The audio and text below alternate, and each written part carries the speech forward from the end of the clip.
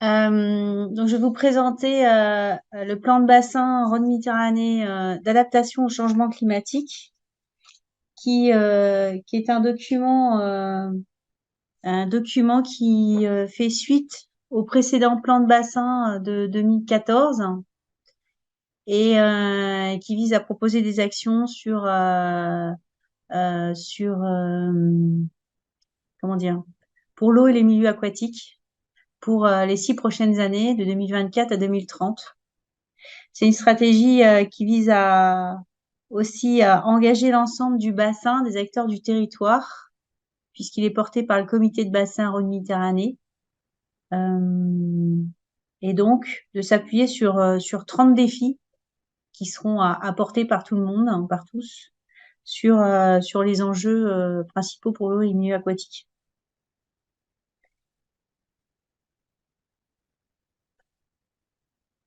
Et,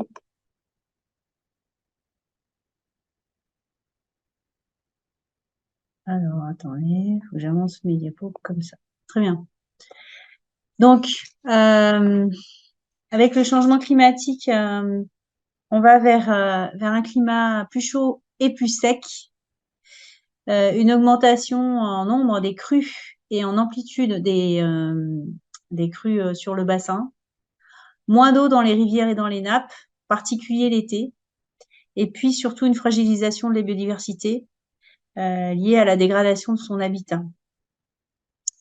Si on essaye de quantifier un petit peu les effets du changement climatique, on a réalisé une étude sur l'hydrologie du fleuve Rhône sous changement climatique qui a été publiée cette année et qui montre en grisé les effets du changement climatique déjà observés et en orange ceux auxquels on doit s'attendre à horizon 2050. Vous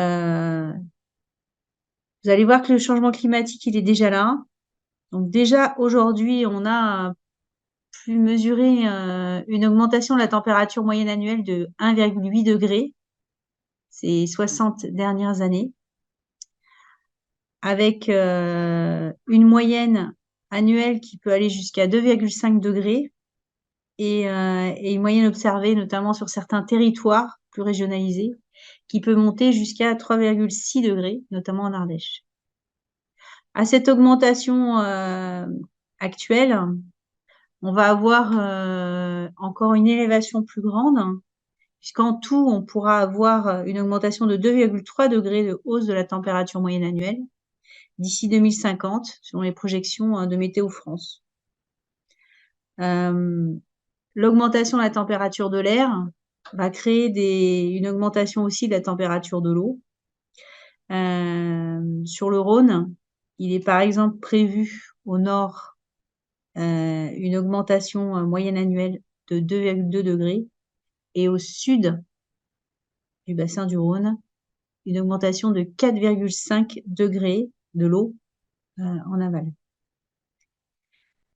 En ce qui concerne les effets du changement climatique, on a aussi observé déjà une baisse des précipitations neigeuses de 10% ces 30 dernières années, qui pourrait augmenter jusqu'à 40% de baisse en 2050. La neige va fondre plus tôt et soutiendra moins les cours d'eau. La limite pluie-neige pourrait même remonter jusqu'à 8000 mètres, de 8000 mètres d'altitude en 2050. Autre effet du changement climatique, c'est l'assèchement des sols qui a déjà augmenté ces 60 dernières années entre 18 et 37%, donc lié à l'évaporation de l'eau, la transpiration des végétaux, mais aussi à l'évolution de la température de l'air, l'augmentation du vent et la diminution des précipitations. Cela aura un impact à la fois sur les milieux aquatiques et les usages. Et lorsqu'on regarde les projections à 2050, notamment au travers des travaux du GIEC, on voit que le bassin Rhône-Méditerranée, c'est l'un des secteurs les plus menacés en termes d'assèchement du sol. Un autre problème qui a été identifié est la baisse des débits des cours d'eau. Sur le Rhône, la baisse des débits, déjà ces 30 dernières années, a été de 15% sur l'ensemble en moyenne sur l'ensemble du cours d'eau, enfin du fleuve, pardon. Et nous allons avoir une augmentation en plus de 20% des débits du Rhône, probablement, c'est encore une probabilité, prévisible en 2050. Ce qui nous fera une baisse totale du débit d'étiage de 35% d'ici 2050. En complément à ces effets du changement climatique observés dans l'étude Rhône dont je vous ai parlé, on va avoir évidemment aussi des problèmes de fragilisation des milieux humides et puis une augmentation du risque d'érosion et de submersion. Pour information, on avait jusque ces 120 dernières années vu une augmentation du niveau de la mer de 20 cm. Il est prévu il est, pardon, excusez-moi, je le refais. L'augmentation du niveau de la mer avait été de 20 cm sur 120 ans. Et ces 6 dernières années, l'augmentation du niveau de la mer a augmenté de 4 cm. Donc voilà, un effet assez prépondérant. En ce qui concerne l'évolution de la pluviométrie, les projections climatiques sont plus difficiles à interpréter, mais en tout cas, le monde scientifique s'accorde pour dire que les extrêmes vont s'accélérer. Donc à la fois en termes de canicules, plus de canicules, en termes d'augmentation des précipitations, mais aussi et surtout, si la moyenne des pluies sur l'année sera identique, on va avoir des forts contrastes durant l'année entre les périodes chaudes et les périodes sèches.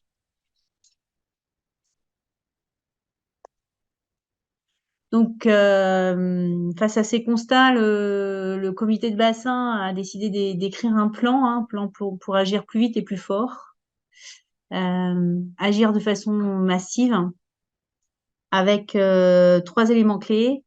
Le premier, c'est d'établir une stratégie sur le bassin Rhône-Méditerranée pour mobiliser tous les acteurs de l'eau. Le second élément clé, c'est de pouvoir produire un document de référence pour les démarches de planification, qui serait ce plan de bassin, qui n'est pas prescriptif.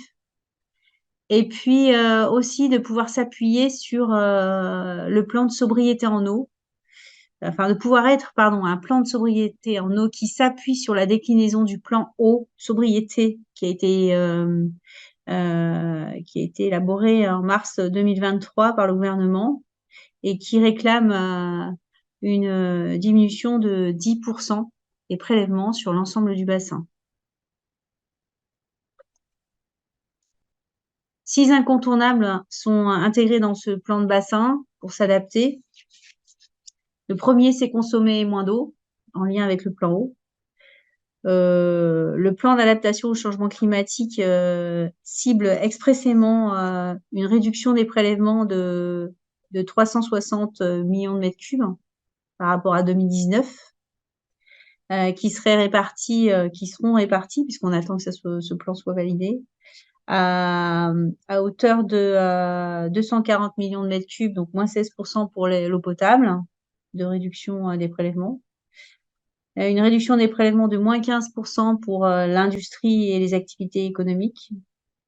Une stabilisation des prélèvements pour l'agriculture, sachant que l'agriculture va être plus impactée par les effets du changement climatique, mais l'idée c'est qu'elle conserve un prélèvement identique face à l'augmentation de ses besoins en eau.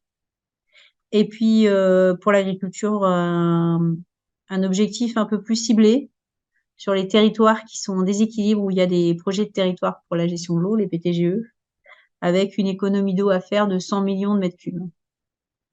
Et enfin, un travail à faire autour des centrales nucléaires pour réfléchir aux moyens de poursuivre les économies d'eau dans le cadre de la mise en circuit fermé, les tours de refroidissement, etc.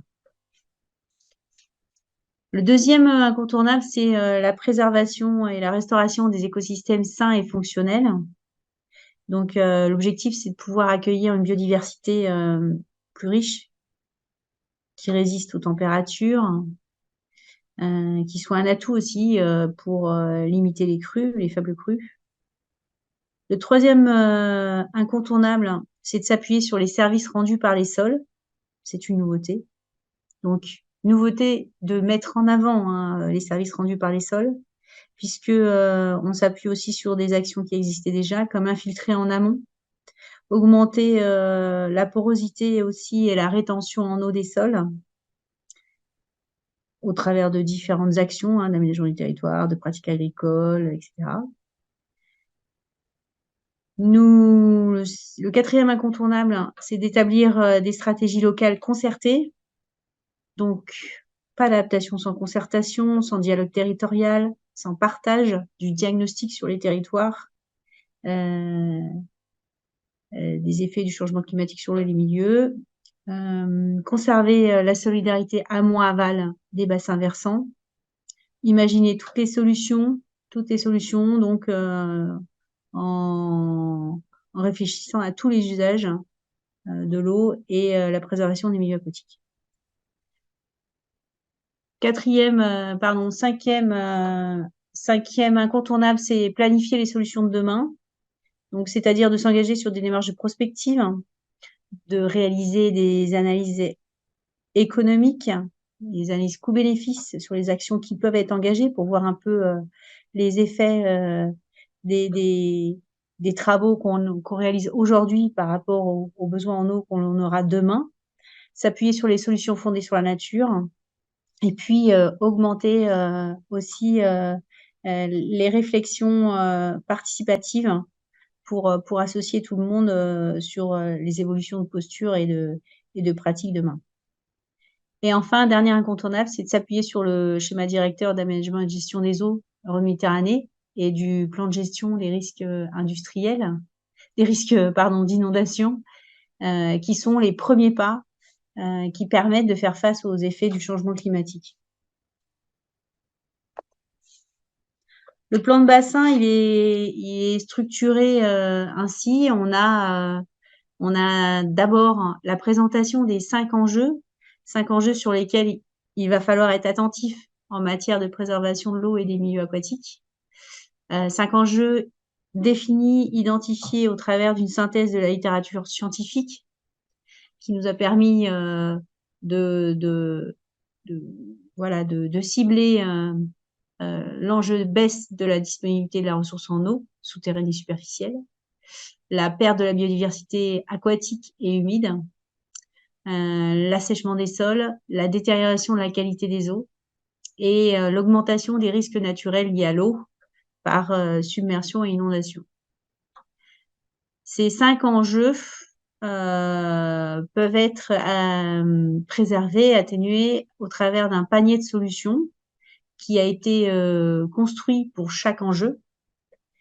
Solutions pour agir, pour limiter la pression sur ces sujets. Pour chaque enjeu également, une carte des territoires vulnérables a été réalisée, qui permet de savoir où agir en priorité. Et enfin, je vous ai parlé des 30 défis. Ils sont répartis au travers de ces 5 enjeux pour pouvoir montrer la dynamique et mobiliser l'ensemble du territoire sur ces sujets. Exemple de palier de solutions, donc partager l'eau, lutter contre le gaspillage de l'eau, diversifier la ressource, limiter l'assèchement des sols. Donc, si l'on regarde, par exemple, la solution pour limiter l'assèchement des sols, on peut à la fois agir sur viser la zéro artificialisation nette, ou alors désimperméabiliser les sols, ou encore faciliter l'infiltration des eaux en amont et déconnecter les eaux pluviales, ou encore choisir des cultures sobres en eau, ou alors aussi développer l'agroforesterie sur certains territoires qui permettraient de limiter l'assèchement des sols par les ombrages.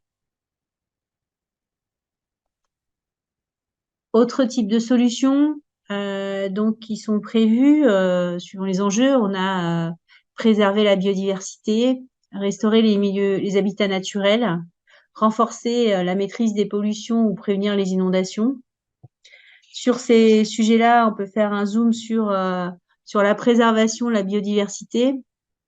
Donc, on peut assurer la continuité de déplacement des espèces à travers une trame bleue, voire la trame turquoise entre les zones aquatiques et terrestres. Ouais, je crois que c'est terrestre. On a aussi toutes les actions de mise en place de plans de gestion des zones humides sur les territoires. La préservation également des réservoirs biologiques, qu'ils soient marins ou aquatiques.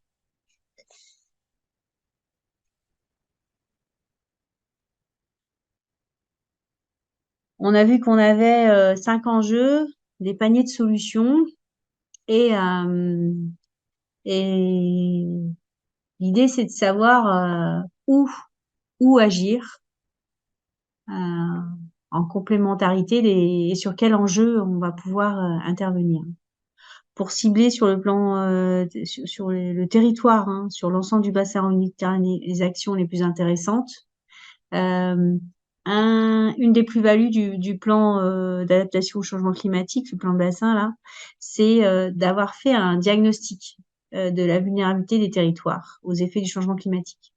Ce diagnostic, il a été fait en croisant deux éléments, à la fois les facteurs climatiques qui allaient s'imposer sur les territoires, mais aussi les facteurs non climatiques d'état des milieux déjà présents sur ces territoires.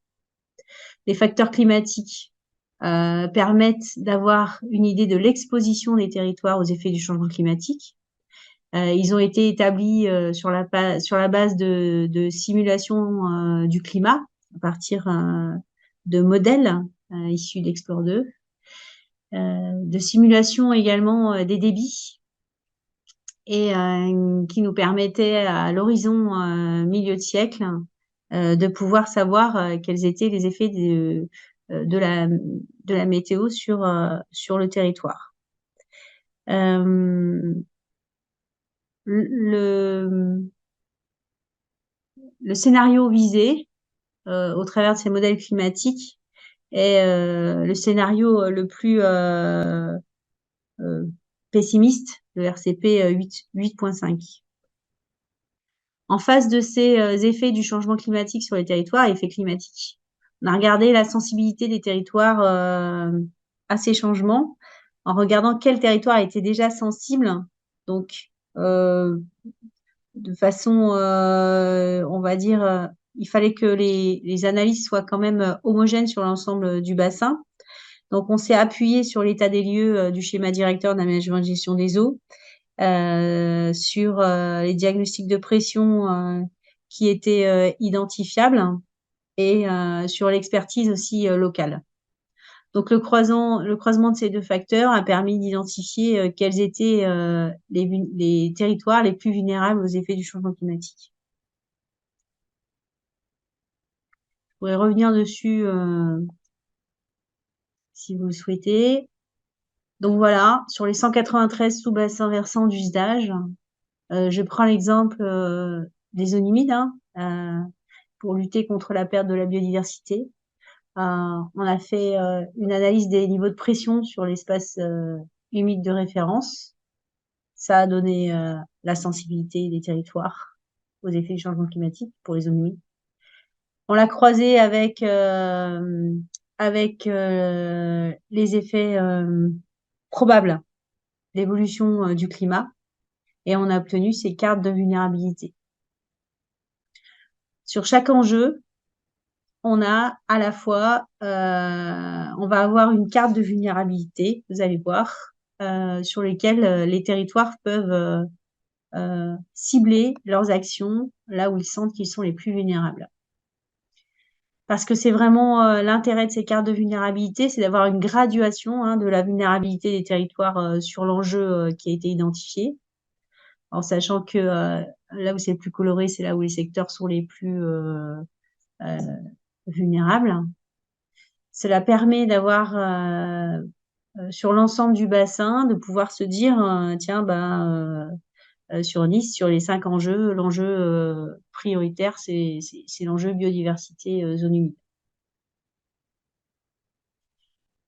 Je vous ai présenté aussi un zoom sur le sud du bassin et le littoral méditerranéen, à la fois, donc je dis sur les 5 enjeux, sachant que la biodiversité a été scindée en 2 parties. La biodiversité aquatique, qui est la restauration hydromorphologique des cours d'eau, et puis la biodiversité humide, qui concerne les zones humides, lagunes et autres milieux stagnants intermédiaires.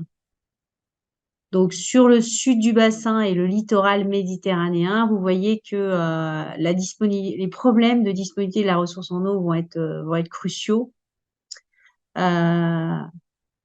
Les risques liés à l'eau également vont être assez prépondérants. Et il y aura une forte fragilité sur les enjeux de biodiversité humide et qualité de l'eau.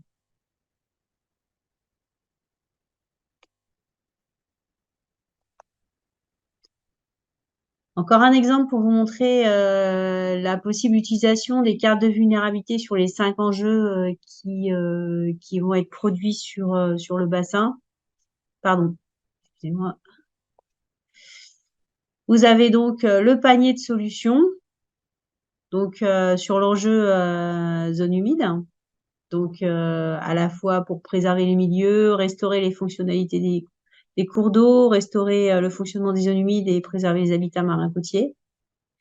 Et donc l'idée, c'est de pouvoir utiliser chacune de ces solutions en fonction des territoires et de façon prioritaire là où on a les risques les plus forts de vulnérabilité future.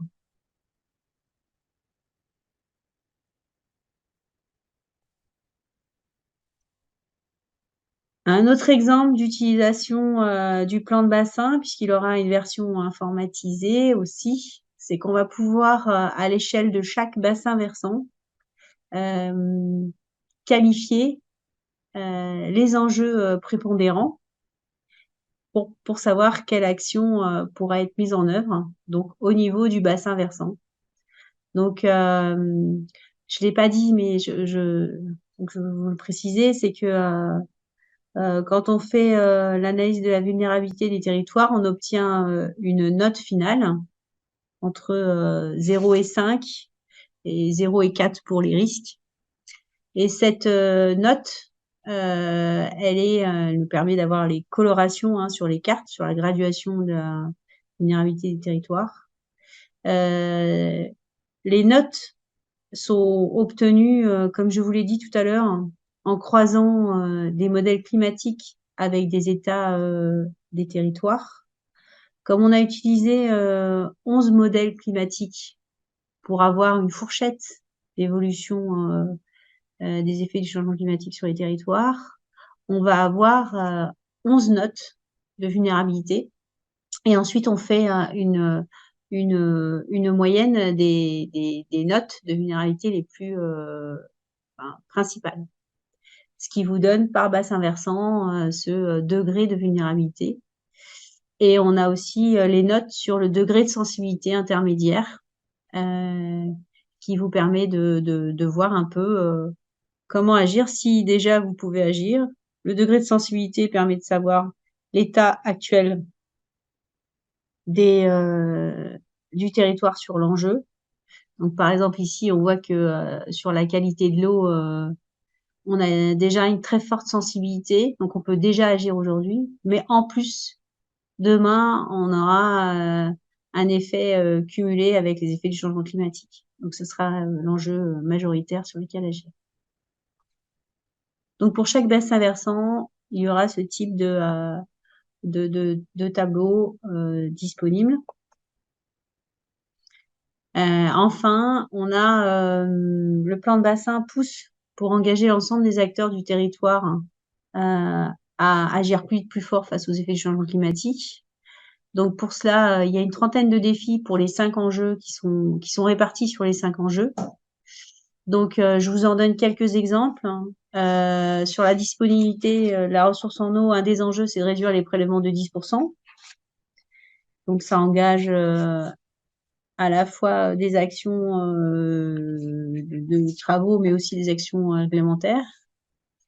Pour la biodiversité aquatique et humide, par exemple, on a la restauration de 500 km de cours d'eau ou la restauration de 100 hectares d'herbiers de Posidonie. Donc, on a sur les 5 enjeux à chaque fois un défi qui est plus territorialisé. L'enjeu pour la biodiversité aquatique et humide, c'est le défi ciblé, territorialisé pour la biodiversité aquatique et humide, c'est le défi 15 qui vise à mettre en place sur les territoires les plus vulnérables sur ce sujet des plans de gestion des zones humides. Voilà, des plans stratégiques. Sur les autres enjeux, sur l'assèchement des sols, par exemple, vous avez le souhait de mettre en place une trentaine de filières agricoles sobres et résilientes sur les territoires vulnérables. Sur la qualité des eaux, par exemple, on va avoir le fait de pouvoir tripler les surfaces de déconnexion des eaux pluviales. Pour les risques naturels, on a un seul défi, mais qui est un peu globalisant.